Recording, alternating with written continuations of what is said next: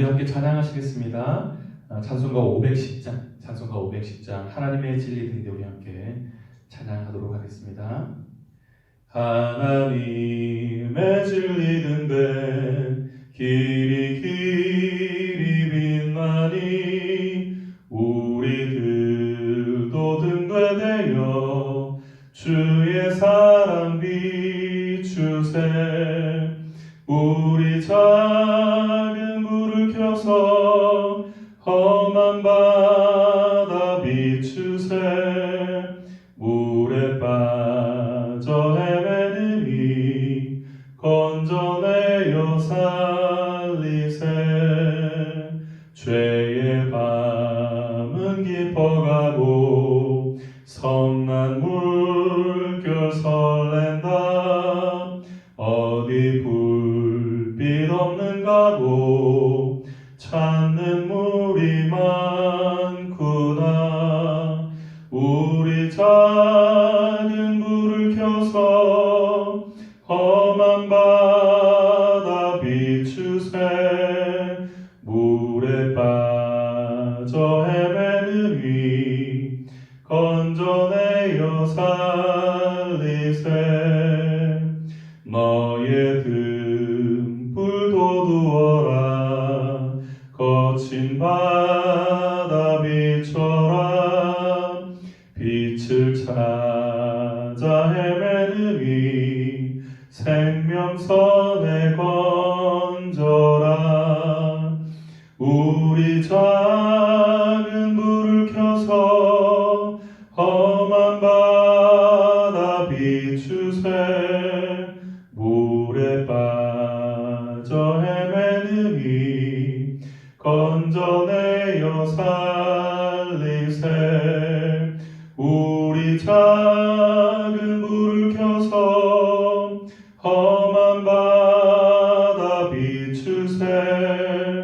물에 빠져 헤매느니 건져내어 살리세. 아멘. 오늘 주시는 하나님의 말씀은 히브리서 13장 11절에서 16절까지의 말씀입니다. 히브리서 13장 11절에서 16절 말씀 저와 함께 교독하시겠습니다. 이는 죄를 위한 짐승의 피는 대제사장이 가지고 성소에 들어가고 그 육체는 영문 밖에서 불사름이라. 그러므로 예수도 자기 피로써 백성을 거룩하게 하려고 성문 밖에서 고난을 받으셨느니라. 그런즉 우리도 그의 치욕을 짊어지고 영문 밖으로 그에게 나아가자. 우리가 여기에는 영구한 도성이 없으므로 장차 올 곳을 찾나니 그러므로 우리는 예수로 말미암아 항상 찬송의 제사를 하나님께 드리자. 이는 그 이름을 증언하는 입술의 열매니라.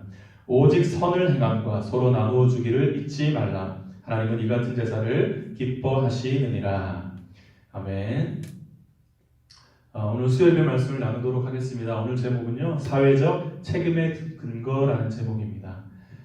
성도 여러분, 기독교 신앙에서 매우 중요한 요소는 교회 안에서 드리는 예배이죠. 예배 정말 중요하죠.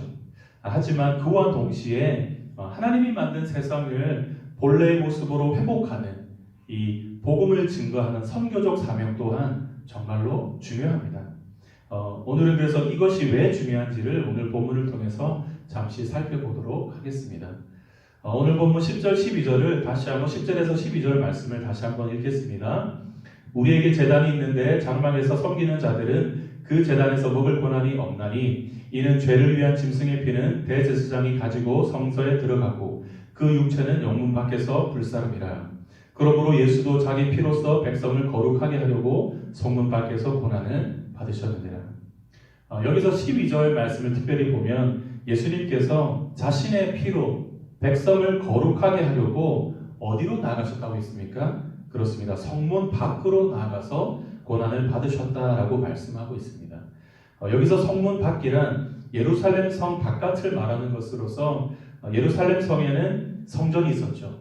그 성전은 짐승의 피의 제사를 드림으로써 백성들의 죄를 사함받을 수 있는 유일한 곳이었습니다. 하지만 예수님은 그곳 성전이 아니라 성전이 없는 성문 밖에서 자신의 피로 백성을 거룩하게 하려고 골고다 언덕길을 오르셨다라는 사실을 오늘 우리에게 말씀하고 있습니다.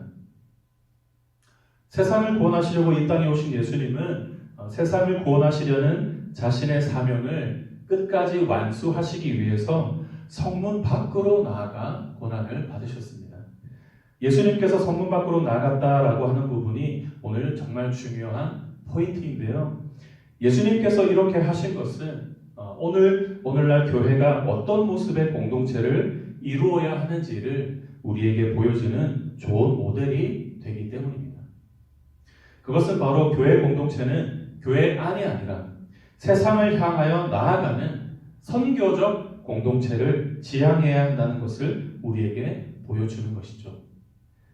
교회는요, 성전 안에서 성도들과 함께 예배를 드리면서 누리는 이 하나님의 은혜와 사랑의 마음을 가지고 그 하나님의 놀라운 은혜와 사랑의 마음을 가지고 교회 밖으로 나아가서 이웃과 세상을 섬기는 삶의 예배를 실천해야 한다. 이것이 오늘 말씀의 주요 포인트인 것입니다. 결론을 미리 말씀드리면 교회는요, 교회가 속한 지역 사회를 위한 사회적 공동체이어야 하고요. 사회적 공동체. 그 사회의 일원으로서 함께 책임을 감당하는 책임적 공동체. 그리고 마지막으로 섬김의 공동체가 되어야 한다는 것입니다. 세 가지 공동체에 대해서 나눴습니다. 사회적 공동체, 책임적 공동체, 섬김의 공동체. 이 세 가지 교회의 정체성에 대해서 이제 잠시 살펴보도록 하겠습니다. 첫째, 교회는 사회적 공동체이어야 한다라고 하는 것입니다.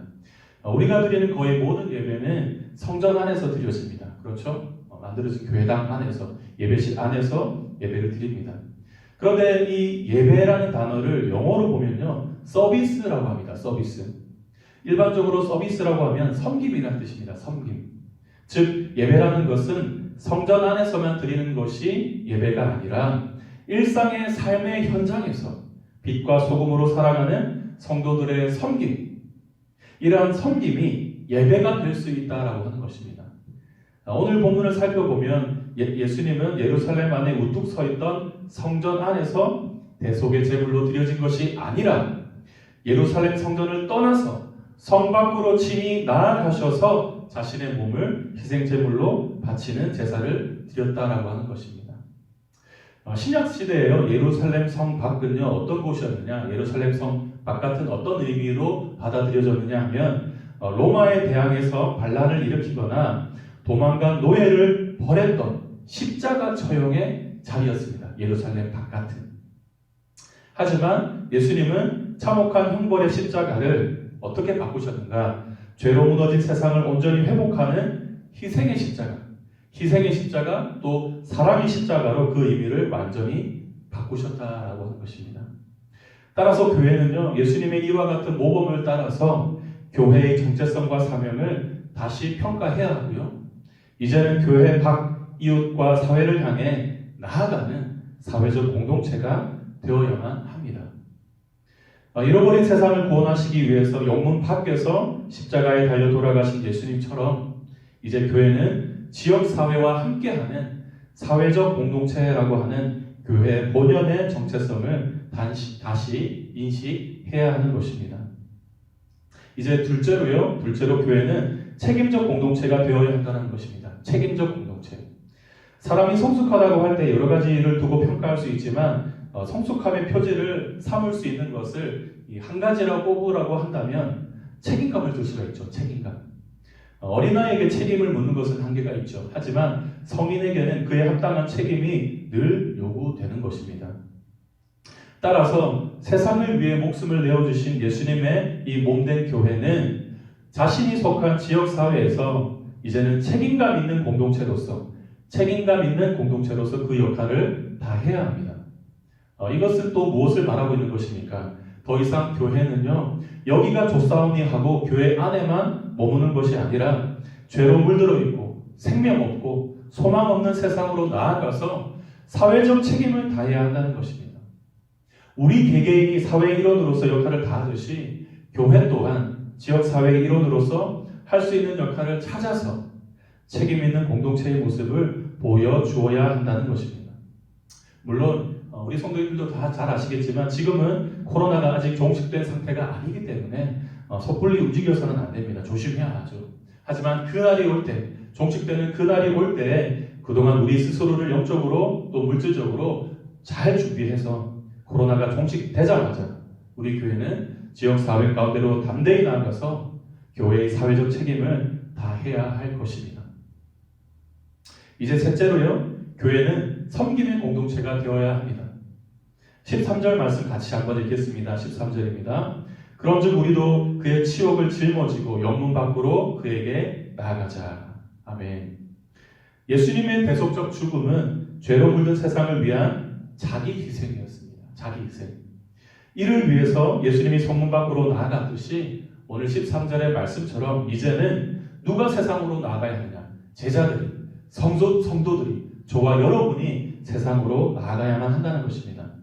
지금까지는 희생의 제물이 드려졌던 이 성전 안에서만 제사 드렸다면 이제는 참된 희생의 제단이 있는 성문 밖으로 나아가서 일상에서 이웃을 섬기는 제사를 드리라라고 하는 것입니다.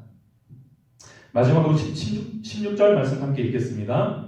오직 선을 행함과 서로 나누어 주기를 잊지 말라. 하나님은 이 같은 제사를 기뻐하시느니라. 아멘. 영국 속담에 이런 속담이 있습니다. 영국 속담에요. 돈은 비료와 같아서 뿌리기 전에는 아무 효력이 나타나지 않는다. 돈은 비료와 같아서 뿌리기 전에는 아무 효력이 나타나지 않는다. 무슨 말입니까? 돈은 그 만들어진 재료 자체가 큰 값어치가 있는 것은 아니지만 돈이 사람과 사람 간에 거래가 될 때는 엄청난 영향을 끼치죠. 그와 같이 우리는 교회 안에만 머무는 소금과 빛이 아니라 세상 속에서 선한 일을 하고 나누어주는 일을 힘쓸 때 진정한 소금으로서 빛으로서의 역할을 다할 수 있다라고 하는 것입니다. 따라서 거룩한 성도들의 공동체인 교회는 하나님의 선교적 사명을 일상에서 구체적인 형태의 섬김으로 실천하는 섬김의 공동체가 되어야 할 것입니다. 사랑하는 여러분, 오늘 우리는 히브리서 13장의 말씀을 통해서 교회 공동체의 정체성에 대해서 세 가지를 살펴보았습니다. 한 번 더 짚어보겠습니다. 첫째, 교회는 사회적 공동체이어야 합니다. 사회적 공동체. 둘째, 교회는 책임적 공동체이어야 합니다. 책임적 공동체. 마지막으로 셋째, 교회는 섬김의 공동체이어야 합니다. 이제 말씀을 맺겠습니다. 온 세상을 구원하고 섬기시기 위해서 예루살렘 성전 안이 아니라 영문 밖으로 나아가셔서 친히 희생의 제물이 되시고 또 사랑과 소망의 십자가를 지신 예수님을 본받아서 이제 우리 또한 죄악으로 가득한 세상 가운데 담대히 나아가서 사랑과 섬김을 실천하며 또 지역사회에서 진정한 소금이 되고 빛이 되는 진짜 믿음의 공동체로 세움받는 저와 여러분 우리 모두가 될 수 있기를 진심으로 축복합니다. 우리 함께 기도하겠습니다. 사랑과 은혜가 풍성하신 하나님 아버지, 이제 사회적 거리두기가 위드 코로나로 전환되는 이 시기에 오늘 히브리서의 말씀을 통해서 교회가 어떤 공동체여야 하는지 그 정체성을 다시 한번 묵상하게 하셔서 감사드립니다. 예수님께서도 온 세상을 구원하시기 위해서 영문 밖으로 나아가서 고난을 받으시고 십자가 희생의 죽임을 당하신 것처럼 우리 교회 또한 세상의 구원의 메시지를 전하기 위해서 이제 담대히 세상 가운데로 나아가서 소금과 빛의 역할을 잘 감당할 수 있도록 오늘도 성령의 능력을 더하여 주시고 사회적 공동체, 책임적 공동체, 섬김의 공동체로서 잘 세워져 나아가는 우리 신광교회의 믿음의 공동체가 되게 하여 주시옵소서. 한 주간의 삶을 주님 앞에 맡겨드립니다. 예수님의 이름으로 기도드립니다. 아멘.